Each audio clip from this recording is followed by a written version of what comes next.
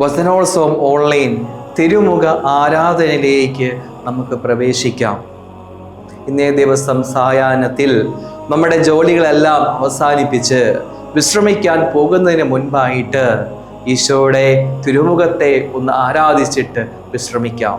വിശുദ്ധ പൗലോസ്ലീഹ കൊരിന്ത്യർക്കാർക്ക് എഴുതിയ 1-ാമത്തെ ലേഖനം 9-ാമത്തെ അധ്യായം 26-ാമത്തെ വാക്യം ഇതിപ്രകാരമാണ്: ഞാൻ ഓടുന്നത് ലക്ഷ്യമില്ലാതെയല്ല, ഞാൻ മുഷ്ടിപ്രയോഗം നടത്തുന്നത് വായുവിൽ പ്രഹരിക്കുന്നത് പോലെ അല്ല. സ്നേഹം നിറഞ്ഞവരെ, നമ്മുടെ ഓരോരുത്തരുടെയും ജീവിതം ഒരുപക്ഷെ രാവിലെ എഴുന്നേൽക്കുമ്പോൾ മുതൽ രാത്രിയിൽ വരെ ഒരു ലക്ഷ്യമില്ലാതെ ഇങ്ങനെ ജീവിക്കുന്ന ഒരു ശൈലികൾ നമ്മുടെ ഉള്ളിൽ ഉണ്ടാവാൻ സാധ്യതയുണ്ട്. പ്രത്യേകിച്ച് ലക്ഷ്യങ്ങളൊന്നുമില്ല, ഇങ്ങനെ അങ്ങ് ജീവിച്ചു പോവുകയാണ്.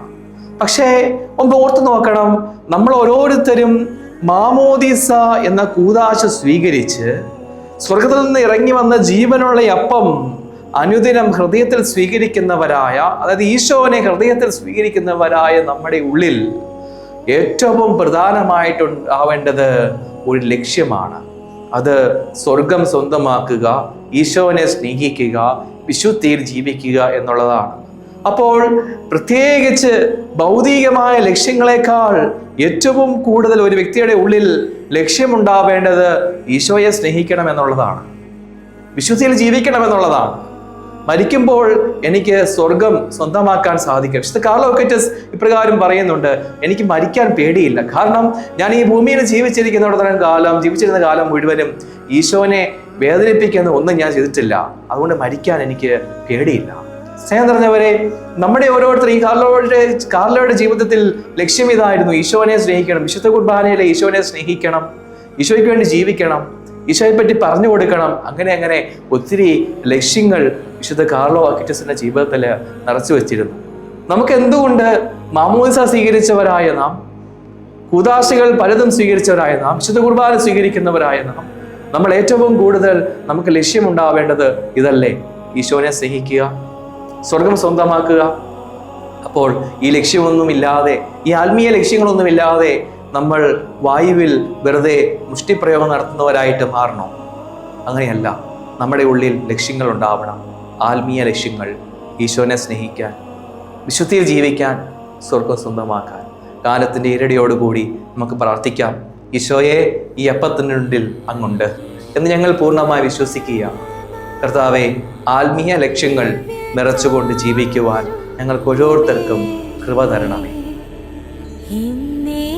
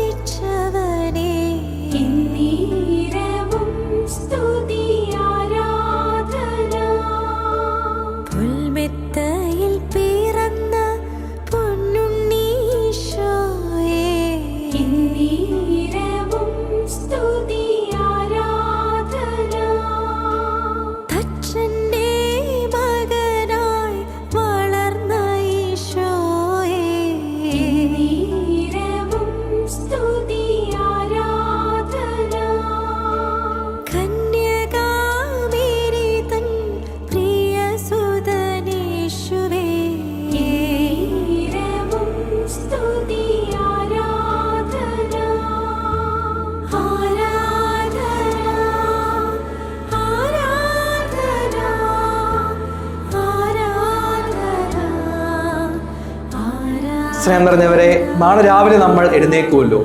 എഴുന്നേൽക്കുമ്പോൾ നമുക്ക് ഓരോ ലക്ഷ്യങ്ങൾ നമ്മുടെ ഹൃദയത്തിൽ നട്ടുപിടിപ്പിക്കാം. ഈശോനെ സ്നേഹിക്കുക എന്ന ലക്ഷ്യത്തോടു കൂടി എല്ലാ സംസാരങ്ങളും തുടങ്ങുവാൻ നമുക്ക് സാധിക്കട്ടെ.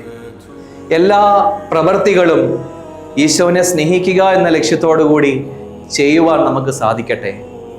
ഒരാളെ ഒന്ന് നോക്കുന്നത് പോലും, ഒന്ന് ചിരിച്ചു കാണിക്കുന്നത് പോലും, ചെറിയ ചെറിയ ജോലികൾ നമ്മൾ ചെയ്യുമ്പോഴും നമ്മുടെ ഉള്ളിൽ ഒരു ലക്ഷ്യമുണ്ടാവണം, ഈശോനെ സ്നേഹിക്കുക. അല്ലാതെ ആ ലക്ഷ്യങ്ങളൊന്നും, ആത്മീയ ലക്ഷ്യങ്ങളൊന്നും ഇല്ലാത്ത ഒരു മനുഷ്യനായി നമ്മൾ മാറരുത്. അത് തീരുമാനമെടുക്കാം. നാളെ പ്രഭാതത്തിൽ എഴുന്നേൽക്കുമ്പോൾ ആത്മീയ ലക്ഷ്യത്തോടെ, ബോധ്യത്തോടെ, ഈശോനെ സ്നേഹിക്കുക എന്ന ഉറപ്പായ തീരുമാനത്തോടെ ലക്ഷ്യം വെച്ചുകൊണ്ട്, സ്വർഗം ലക്ഷ്യം വെച്ചുകൊണ്ട്, വിശുദ്ധി ലക്ഷ്യം വെച്ചുകൊണ്ട് ജീവിക്കുന്ന വ്യക്തികളായിട്ട് നമുക്ക് ഓരോരുത്തർക്കും മാറുവാൻ സാധിക്കട്ടെ. ഈ കൃപയ്ക്ക് വേണ്ടി ഈശോയോട് നമുക്ക് പ്രാർത്ഥിക്കാം. ഈശോയുടെ ആശീർവാദം വിനയത്തോടെ, സ്നേഹത്തോടെ നമുക്ക് സ്വീകരിക്കാം.